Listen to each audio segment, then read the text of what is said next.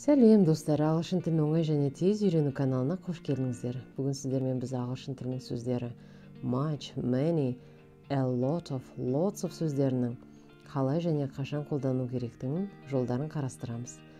Бұл қазақша баламасы көп деген мағынаны білдіреді. Саналмайтын зат есімдермен біз much сөзін қолданамыз. Мысалы, homework, үй жұмысы, water, су, sugar, қант, coffee, кофе. Бұл саналмайтын зат есімдер. Саналмайтын зат есімдер деп отырғанымыз қолға алынбайтын, бір-бірлеп санай алмайтын зат есімдерді айтамыз. Және бұл жерде айта кететін жағдай, water, sugar, coffee сөздерінің тек көпше түрде де, жекеше түрде де осы бір түрі қолданылатынын еске сақтаңыздар. Тек белгілі бір ерекше жағдайларға байланысты болғанда s жалғауын қолданып көпше түрге айналдырмасақ, басқа жағдайларда осы сөздер көпше түрде де, жекеше түрде де бір формада қала береді екен. Мысалы, two coffees, яғни кофе сөзіне s жалғауы жалғанып тұр. Two cups of coffee, яғни біз екі шынаяқ кофе тапсырыс берген кезде two coffees деп айта аламыз.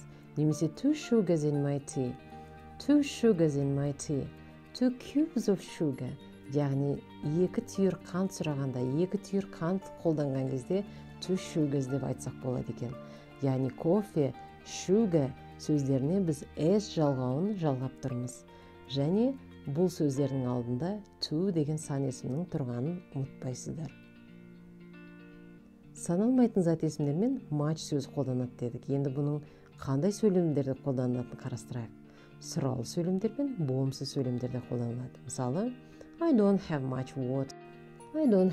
water. Яғни менде көп су жоқ. Do you have much homework? Сенде көп үй жұмысы бар ма?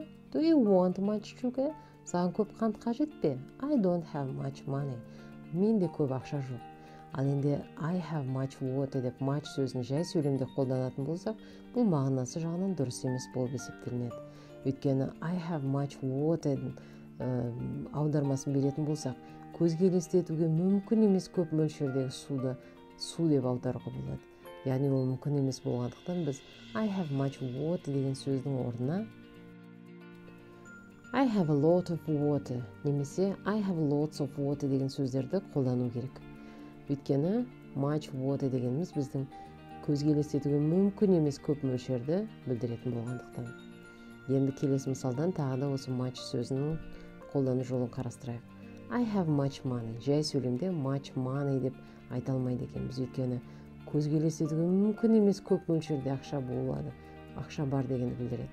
Ал енді осы much'тың орнына біз I have a lot of money, I have lots of money сөздерін қолданатын болсақ, бұл дұрыс мағынаны береді.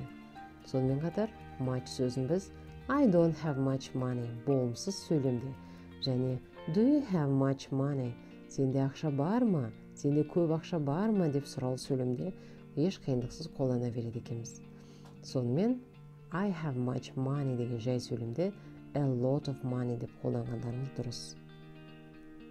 Саналатын зат есімдермен біз many сөзін қолданамыз. Мысалы, apples, алмалар көпше түрде. Books, кітаптар. Girls, қыздар. Ал енді бұл many сөзін біз қандай сөйлемдерде қолданады екенбіз? Жай сөйлемдерде, сұраулы сөйлемдерде және болымсыз сөйлемдерде қолдана аламыз. Мысалы, I have many apples. Менде көптеген алмалар бар.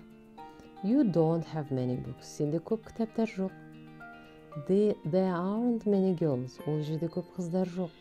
Яғни, жай сөйлемдерде, сұраулы сөйлемдерде, болымсыз сөйлемдерде many сөзін ешқандай ережесіз, ешқандай қиындықсыз біз қолданып жүре береміз. Ал енді much сөзін тек сұраулы, болымсыз сөйлемдерде қолданатындарыңызды ұмытпаңыздар.